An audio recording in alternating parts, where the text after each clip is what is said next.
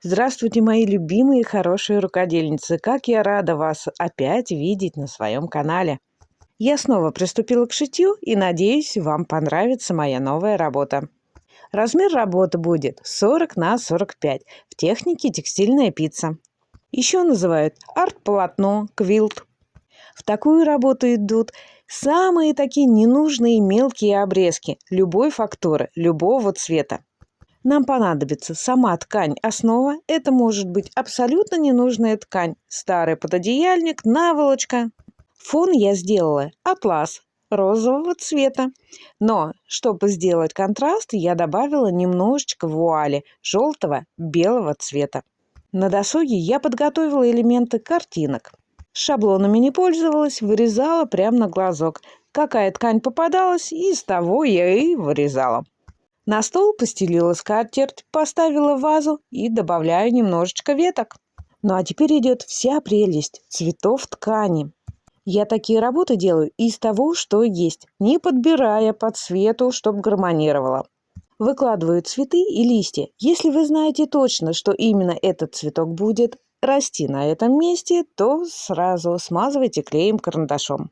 Но можно также выложить свою картинку, а потом зафиксировать на клей-карандаш. Почему? Потому что когда вы будете делать стежку, чтобы у вас ничего не смещалось.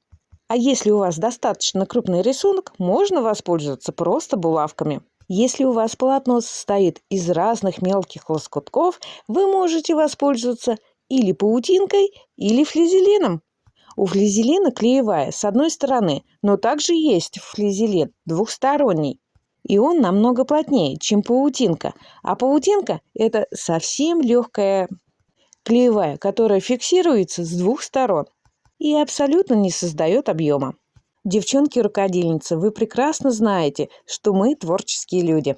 И мы друг с другом общаемся, тем более, кто занимается ютубом. Со многими девчонками у нас было много совместных проектов. На этих совместных проектах вы переходили по ссылке в гости с канала на канал, смотрели, что же они сделали, и я хотела бы сделать вам объявление. Наша Валентинка, это канал «Ассорти с Валентиной», открыла новый канал «Лоскутная поляна» и кулинарный канал «Рецепты ассорти от Валентины». И очень-очень хочу сказать о Ольге Козулиной. Канал «Жизнь прекрасна». У нас с ней тоже было очень много совместных проектов, но так получилось, что мошенники воруют не только наше имущество и вешают кредиты, а также воруют и каналы. Я очень надеюсь, что она все-таки вернет свои каналы. И теперь у ней новый канал, называется «Лоскутные идеи Ольги Козулиной». Все ссылки на эти каналы я оставлю в описании под видео. Загляните, посмотрите и обязательно зайдите к ним в гости.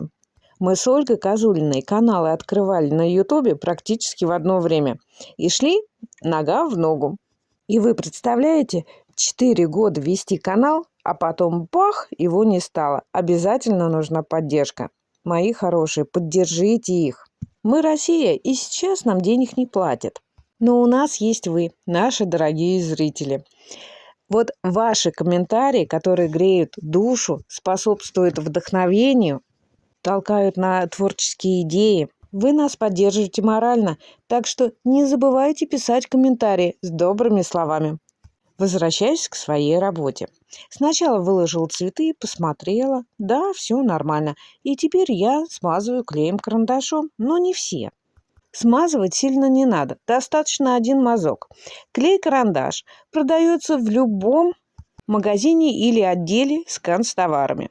Только когда вы покупаете, откройте крышку и проведите пальчиком. Если он мажется, значит он свежий. Если нет, он какой-то сухой, как пластилин, лучше его не брать, он уже старый. Выложили рисунок, пробегаемся взглядом. Все ли в порядке? Видны ли нитки? Посторонние предметы убираем. И нам надо закрыть прозрачной тканью. Можно использовать фатин, органзу. Прозрачная ткань может быть любого цвета. Я использую белый. У меня на данный момент органза. Не забывайте, что органза и фатин боится утюга. Когда будете утюжить, желательно утюжить или паром, или через какую-нибудь ткань. Я всегда утюжу через мокрую марлю. Когда я использую флизелин и у меня несколько слоев ткани, то я утюг слегка передвигаю, а потом полностью полотно проглаживаю, как бы пропаривая. Тем самым ткань выравнивается, если она была мятая, приклеивается к флизелину, и вы без труда делаете стежку. Это лапка для стежки. Посмотрите, как она вставляется. Мне одна подписчица написала: я сломала несколько лапок, пока я делала одну работу. Наши милые подружки, швейные машинки, они все разные, но принцип установки лапки один и тот же. У меня винтик, у кого-то колесик. Вы его слегка откручиваете, вставляете лапку и опять закручиваете. И сейчас посмотрите, как должно выглядеть наверху. Само кольцо на этой лапке может быть разное. Железное, пластмассовое, смыкающееся или плоское. Когда вы рычажком опускаете лапку, она не прижимается к пластине. Она расположена примерно миллиметров 5 от плоскости. Висит в воздухе. При стежке нитку желательно брать одного качества, что в шпульку, что в катушку. Если вы не владеете стежкой на свободном ходу, вы можете прошить обыкновенной строчкой, но почаще. Можно менять направление, сделать волны, овальчики, квадратики. Самой простой обыкновенной строчкой можно сделать действительно красивый рисунок. Чем хорош свободный ход? Кручу-верчу, куда хочу. Захотели назад поехали, захотели вбок, захотели вперед.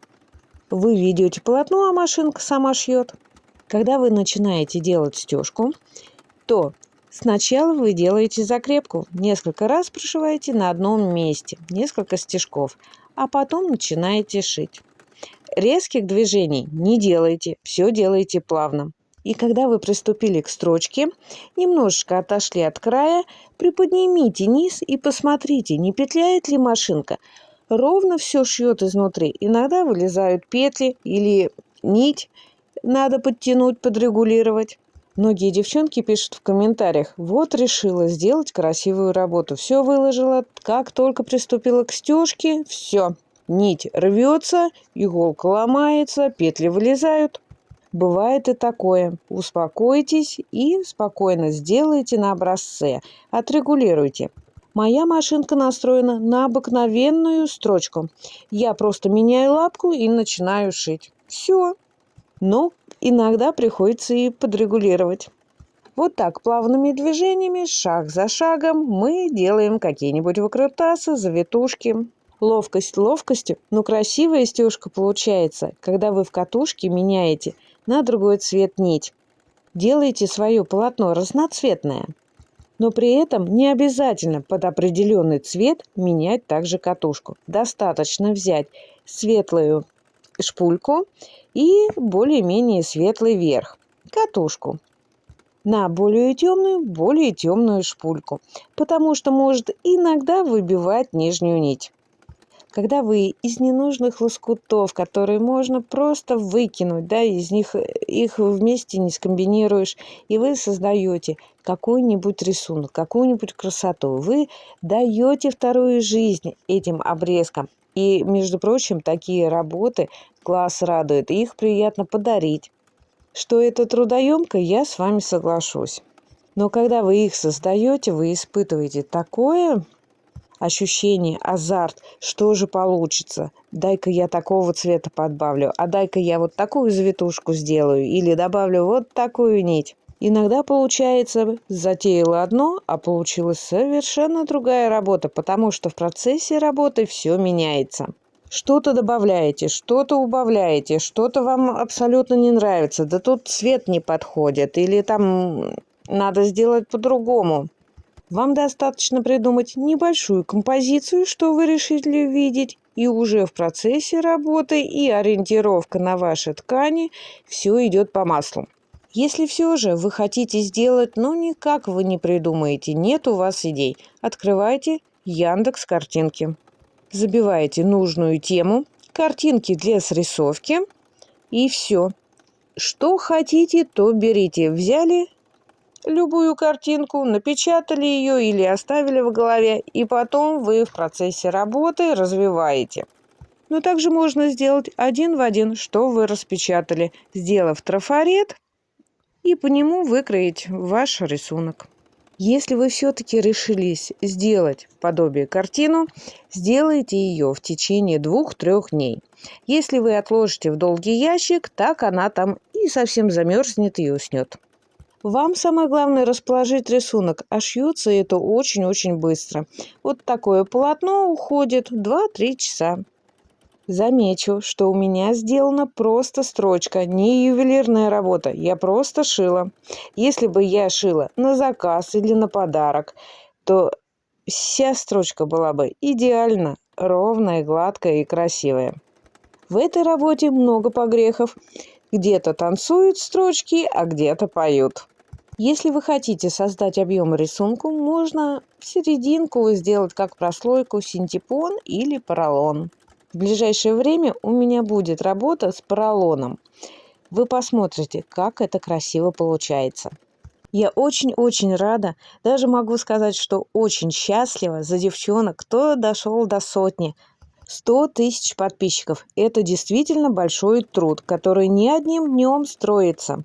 На протяжении нескольких лет они нас радовали и удивляли своими работами, своим мастерством.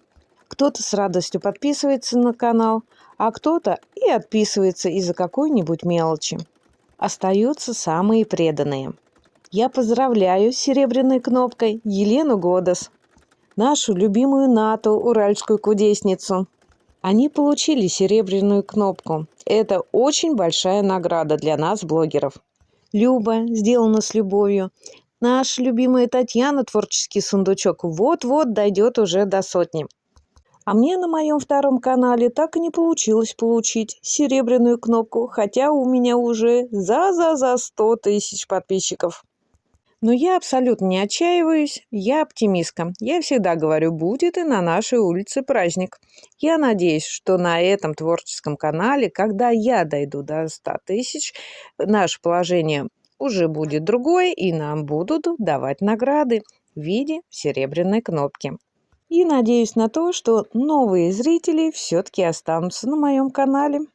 Саму вазу я прошлась по контуру несколько раз и потом пустила фигуристую строчку контрастной ниткой, чтобы было видно. Но также можно из лоскутов сделать орнамент. А также можно взять подходящую ткань с рисунком и из нее сделать вазу. Просто однотонная она как-то смотрится не очень. В плейлисте «Текстильная пицца» у меня есть несколько вот таких работ с цветами, натюрморты. Вроде простые цветы, и они все одинаковые. Сложные я просто не умею делать, но работы все равно получаются разные. Разная цветовая гамма, разное расположение цветов, другой фон, и одинакового ничего не может получиться. Если вы меня давно уже смотрите, давно на моем канале, вы знаете, что вот эта текстильная пицца – это моя любимая тема. И вы прекрасно знаете, у меня есть очень сложные работы с людьми, с животными, пейзажи. А домики – это самая любимая тема. Сколько ни строй дома из ткани, все равно их будет мало. И получаются они тоже всегда разные. Создавая такие текстильные полотна, каждый делает для себя. Что вы задумали? Может быть, это наволочка, панно или картина. Сидушка, подушка, блок в одеяло. Или детский плед, коврик развивающийся. Идей много. Самое главное воплотить это все в жизнь. Вот я сделала рисунок на вазе. Обыкновенные фигурные строчки и завитушки. Потом у меня мысль возникла вот эти завитушки пустить какую-нибудь другую нить. Потом думаю, нет, ладно, пусть будет коричневый. Но, может быть, время придет, будет какая-то еще идея разукрасить вазочку другим цветом. Может быть, и доберусь. Но пока я остановлюсь на этом. Вот эти яркие лимонные цветы были сделаны из совсем мелких обрезков. Это я шила платье для ростовой куклы, и прямо осталось совсем-совсем чуть-чуть, и я вот добавила. Это габардин. По контуру проходить не стала, а сделала только серединку. Перехожу на листья. Где листик более темный, я беру более светлую зеленую нить. Прохожусь по контуру, делаю серединку в 2 строчки, чтобы она была пожирней, и уже от середины извилистой линии я делаю прожилки. В моей работе присутствуют более светлые листья, там я взяла более темную нить и также проходилась 2 раза. В моей работе есть красные цветы. Я на них не стала брать контрастную нить. Я прошлась именно красной нитью по контуру, но зеленым цветом я сделала и веточку, и листики, и прошла зеленой нитью на основании цветка. И когда вы добавляете в блеклый цветок немного контрастного цвета, он выглядит очень выигрышно. И такой момент, если вы делаете действительно серьезную работу, и она будет подвергаться у вас стирке, не забудьте использовать именно проверенные ткани, чтобы они у вас не красились, потому что одним маленьким лоскутком можно испортить всю работу. Если вы целенаправленно делаете картину или панно, вы можете пришить бисер, бусины, стеклярус, пайетки и использовать любые обрезки, вам не важно, окрашиваются они или нет. Потому что, как правило, картины не стирают. Для меня будет очень-очень приятно, если что-то из моих видео вам понравится и пойдет на пользу. Мои советы, мои рекомендации. И не забывайте заходить в гости. Ну вот, посмотрите, что получилось из небольших лоскутков, разной фактуры, разного цвета. Весь процесс работы вы видели. В этом видео я вам показала, как я делаю стежку, хотя я не профессионал. Ну а если вы владеете мастерством стежки, то действительно вы создадите настоящую красоту.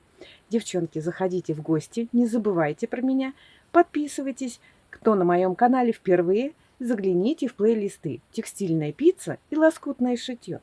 Я вас жду в гости и всегда вам рада. С вами была Валентина. Пока-пока.